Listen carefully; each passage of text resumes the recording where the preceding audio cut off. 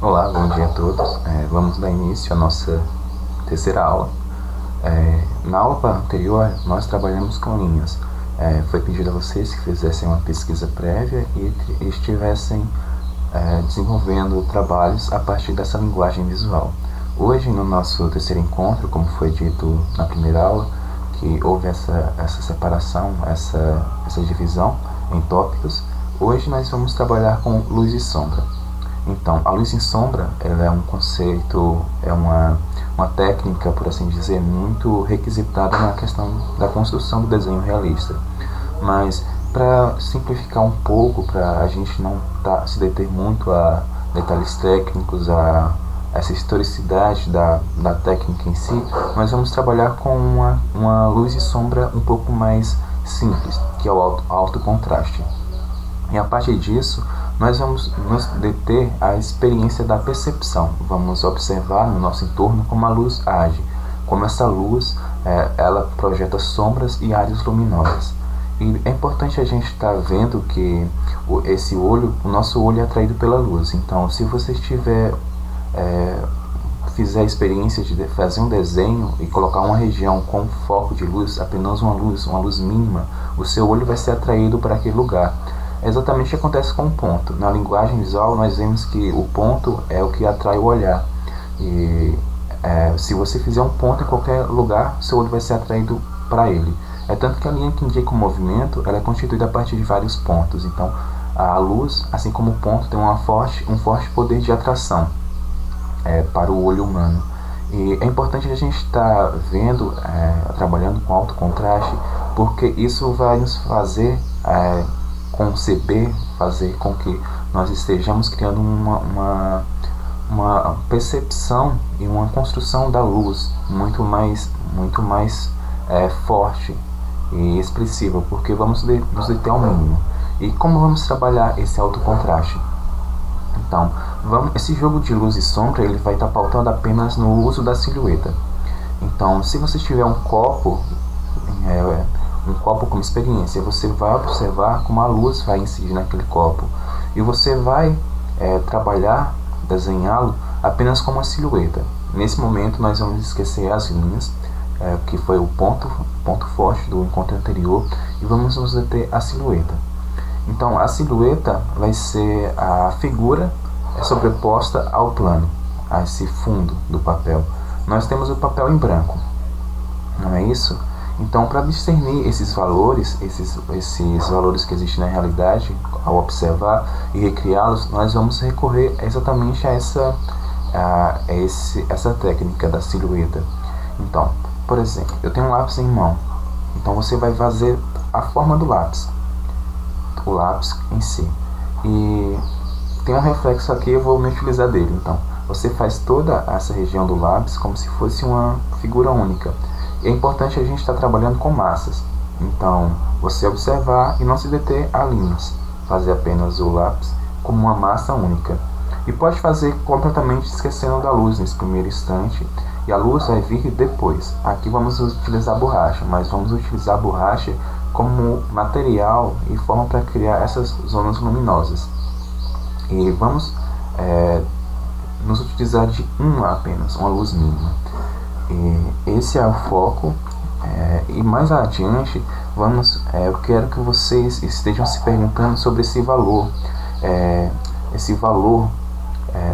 da luz. É possível perceber esse valor da luz como algo que vinha de cartões? Então eu quero que vocês estejam buscando identificar isso. Como vocês podem utilizar essa técnica da silhueta de alto contraste para indicar tons? É possível ou não? É importante vocês não estarem se limitando a linhas. Esqueçam as linhas, se concentrem apenas em regiões de luz, regiões de massa, por assim dizer, regiões de massas e figuras. E a luz ela vai vir como uma fonte para você determinar uma força expressiva. Tanto que vamos ver o estudo de luz muito mais profundo em linguagens cinematográficas, por exemplo, no cinema, nas histórias em quadrinhos e nos quadros, pinturas. Vamos ver que a luz recorre como um material expressivo. E vamos observar também que como a luz age no ambiente é diferente de como a luz age dentro dessas pinturas. Então vamos entender nós entendemos como a luz funciona no ambiente, ao natural, mas para o nosso prazer, a nossa percepção ser mais sensível, nós criamos padrões. Por exemplo, no barroco vamos ver que há uma necessidade por essas zonas de luz e zonas de sombras muito demarcadas. Isso nós vamos ver também nos quadros de pessoas como Caravaggio. Já nas obras do Rembrandt, vamos ver que há uma outra construção da luz. O mesmo acontece com outros artistas, por exemplo, o Da Vinci. O Da Vinci foi o que criou a técnica do tiara escuro, que é esse degradê de um tom para o outro, que você vai esfumaçando até que as linhas sumam. Primeiro tínhamos como verdade que tudo na natureza era delimitado por linhas. E depois passamos a ver não apenas linhas, mas formas, massas. Então tudo na natureza passou a ser delimitado por massas. E é importante lembrar que a incidência da luz nessas massas, elas vêm trazer um caráter sensível e expressivo. Façam um pequeno exercício. Observem onde vocês estão agora, como a luz incide em determinado lugar. E qual a sensação que essa luz poderia causar se ela estivesse vindo de outro ângulo, se essa luz viesse de um outro lugar. E não só a sensação que ela causa, mas como ela pode delimitar os contornos do objeto, se você trabalhar apenas silhuetas. E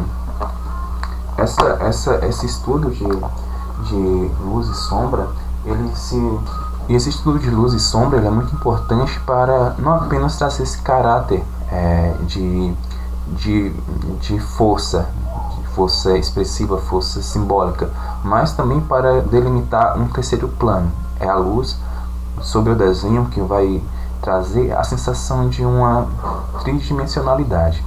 E a partir disso, vamos ver que essa tridimensionalidade ela não vai requerer um degradê muito específico, um degradê muito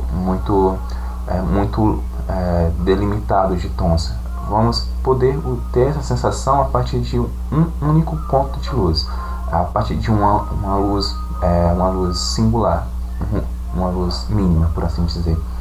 E como exemplo, nós podemos ver o uso da luz em algo que vocês podem estar observando em uma fotografia. Vocês podem pegar uma fotografia e converter para monocromático não, mas em preto e branco em algum editor de imagens, ou então coloquem em alto contraste, que vocês vão ver como essa luz ela vai trazer a sensação de forma, a sensação de profundidade, e como vocês podem estar alterando essa luz para dar uma significação no caráter expressivo dessa obra.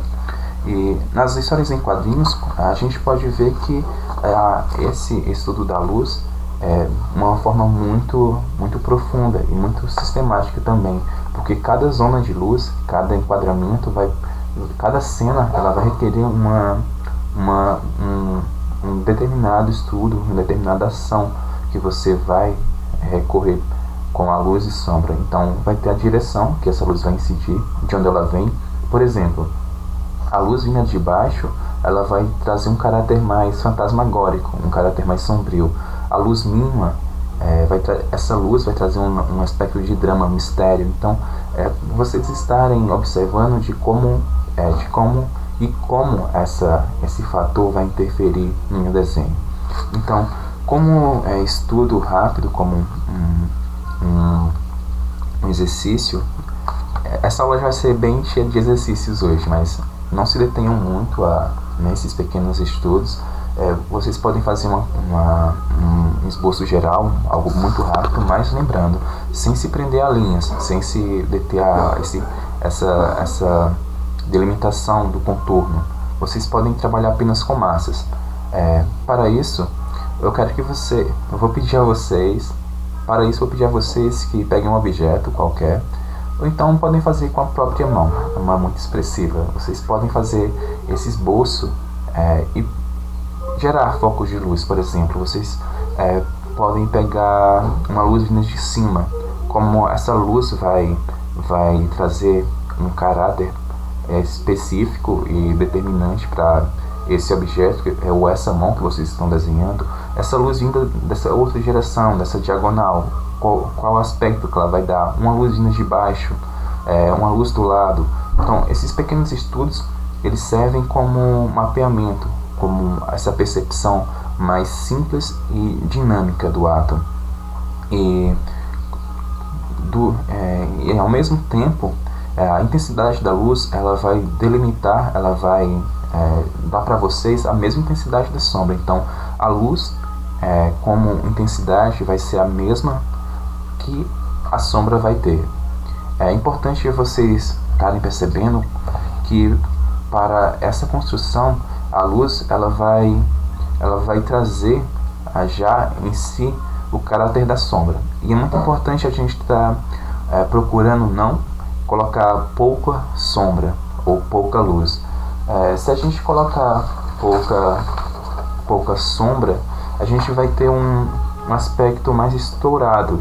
Vamos ver que não vai ter um certo foco a composição da imagem, ou o desenho em si, ele vai ficar um pouco suspenso no ar, porque não vamos ter um equilíbrio entre sombras e luz.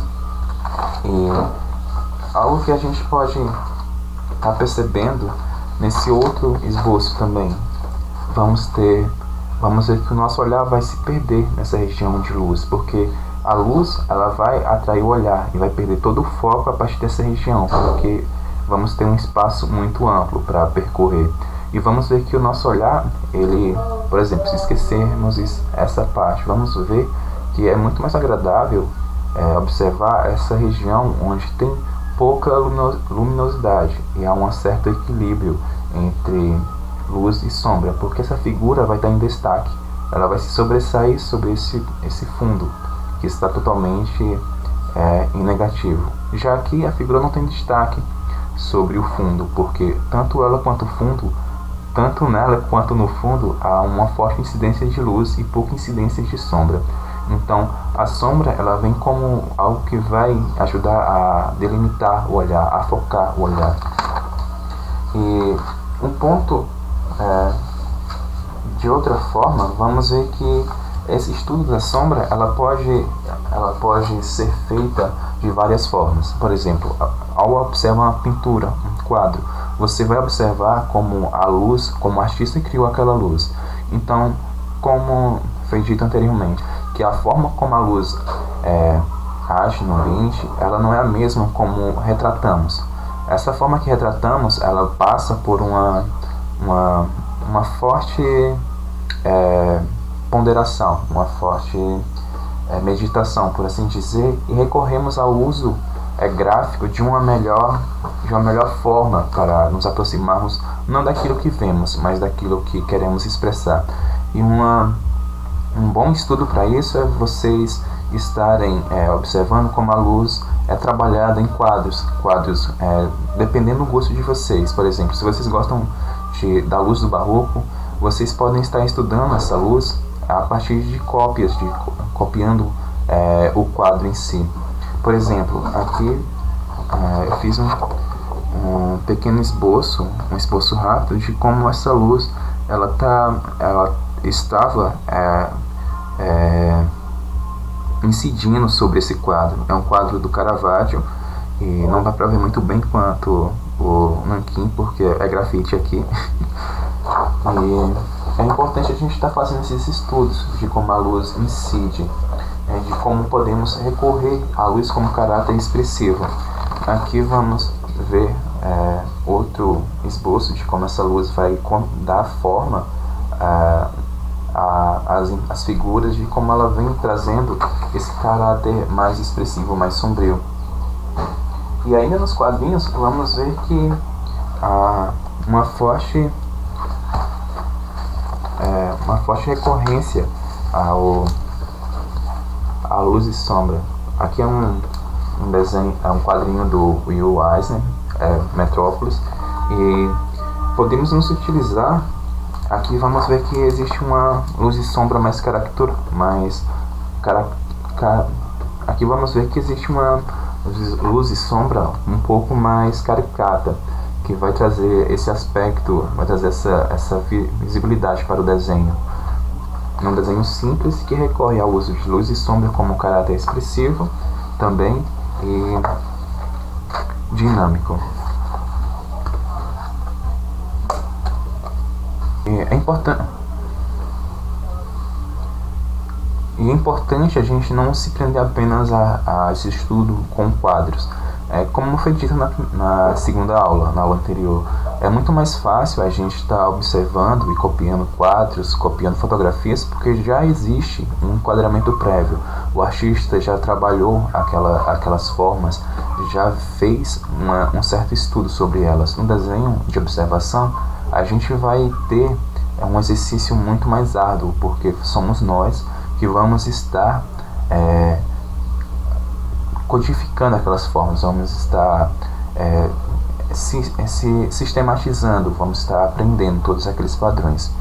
E através da observação, como vocês foram convidados a fazer, a gente vai entender um pouco melhor as propriedades naturais e objetivas da luz. Por exemplo, como trabalhar com silhueta e uma luz mínima e dar todos os detalhes daquele espaço, colocar os detalhes daquele ambiente. Como fazer isso através de um único foco de luz. E isso é algo que eu quero que vocês estejam em campo pesquisando.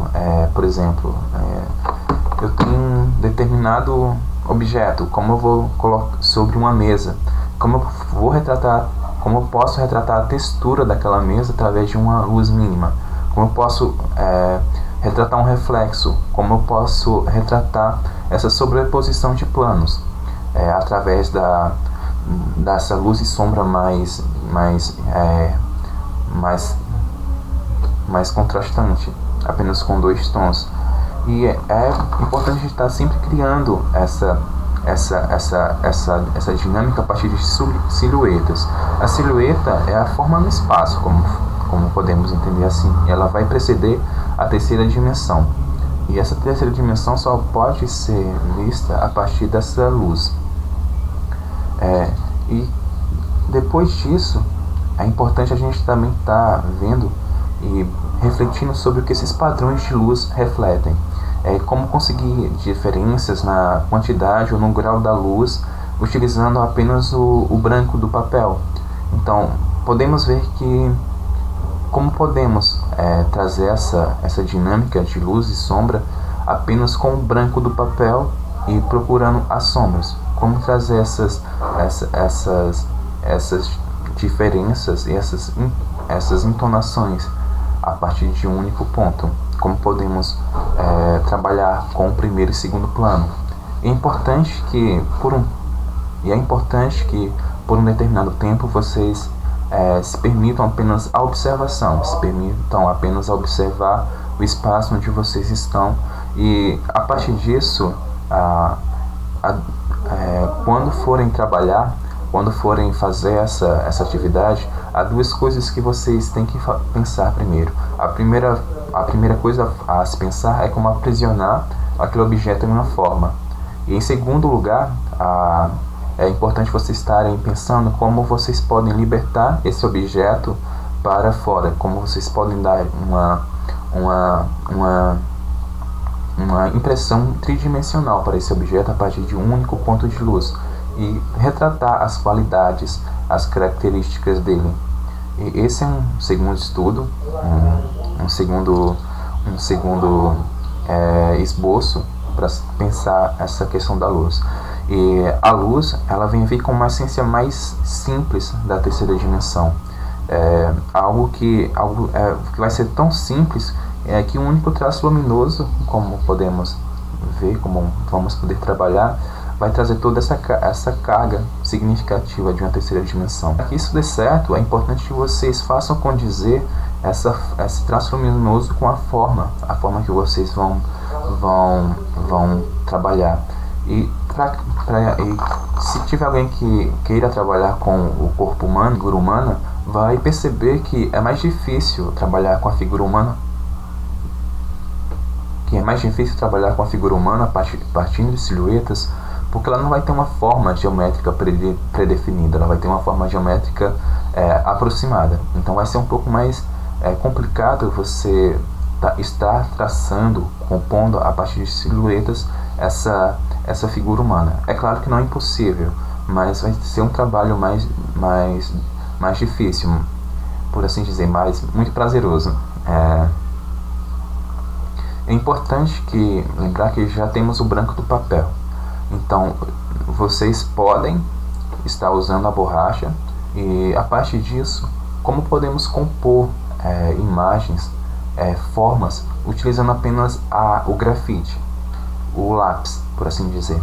Então, como vocês vão compor essas formas, essas massas, utilizando apenas o preto, o grafite do lápis. E esse vai ser um terceiro exercício que vocês vão fazer. Podem fazer em folhas pequenas, tamanho A5. O tamanho A5 é a metade da folha A4. Então, vocês podem estar pegando esses pequenas propostas e fazerem nesse tamanho reduzido, para ter um tempo mais dinâmico e para que seja mais rápido na construção. Então, vocês podem estar se utilizando dessa folha A4 dobrada ao meio e fazendo dois exercícios na mesma página. E se utilizando apenas do branco do papel como ponto luminoso, vocês vão fazer um exercício. E logo depois a isso, eu quero que vou pedir a vocês que preencham todo o papel, toda a folha de papel com grafite. Então vocês podem estar fazendo traços diagonais, mas o importante é que toda a região do papel ela seja preenchida com o grafite, com o preto. Vocês podem estar utilizando o dedo para... Não é indicado, porque isso vai transferir gordura e outras coisas para o papel, mas vocês podem utilizar o dedo, quem não tiver receio de se sujar. Vocês podem utilizar um pedaço de pano, trapo, para espalhar, ou então papel amassado, papel higiênico, por exemplo, vocês podem estar utilizando para que fique mais homogêneo. E logo depois a isso, vocês vão utilizar a borracha para criar formas, criar desenhos sobre essa superfície escura, essa superfície sem luz. Então a borracha vai vir como uma ferramenta para criar esse desenho, essa zona de luz. E como exercício final, como proposta final, eu vou propor, vai vir mais como uma proposta, que vocês, se tiverem lixa pode ser de madeira para metal, e eu acho que é fácil de conseguir. É uma proposta que vocês vão ter para trabalhar a questão da textura também, e vocês vão precisar dessa lixa e de giz de cera.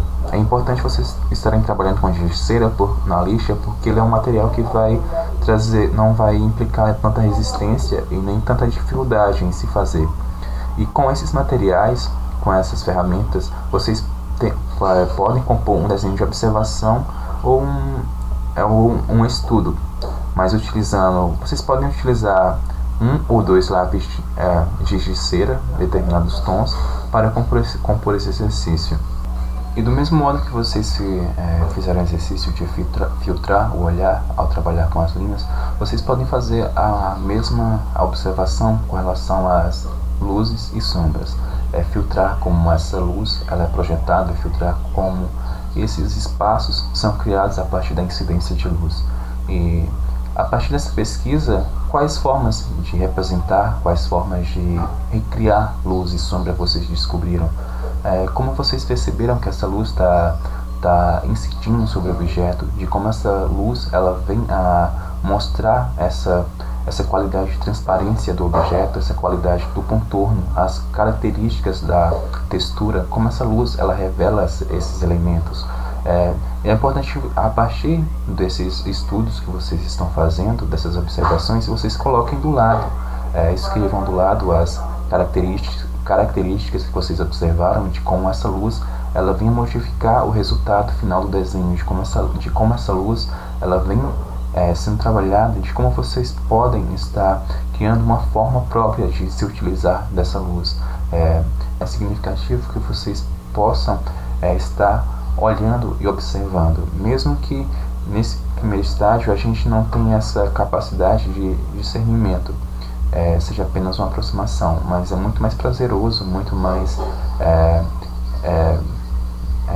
muito mais significativo, um aprendizado muito mais consistente, que você trabalhe o olhar para essa percepção, para você ver, você estar encontrando no ambiente essas relações. E essa foi a proposta da nossa terceira aula, a questão da luz e sombra. Qualquer dúvida, vocês podem estar entrando em contato comigo no grupo WhatsApp. E espero que estejam todos bem e desejo a todos um ótimo dia.